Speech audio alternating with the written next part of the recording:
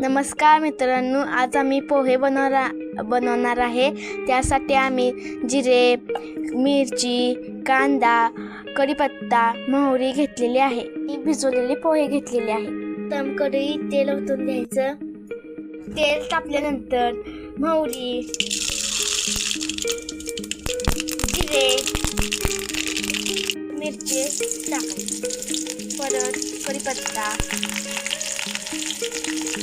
कांदा, त्यानंतर परतून घ्यायचं। मग हळद टाकायची, परत परतायचं।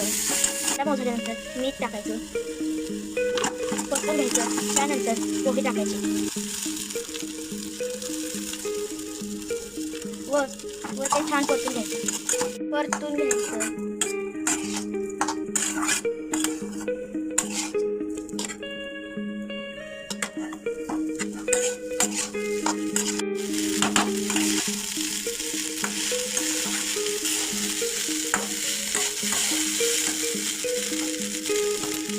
व्यवस्थित परतून झाल्यानंतर एक वाफ काढायची।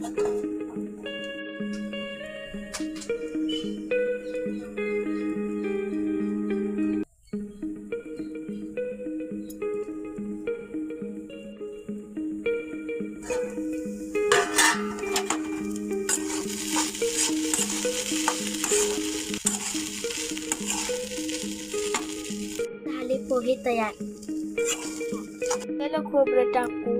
खोबरं टाकून लिंबू पिळून मस्तपैकी पोहे खायचे।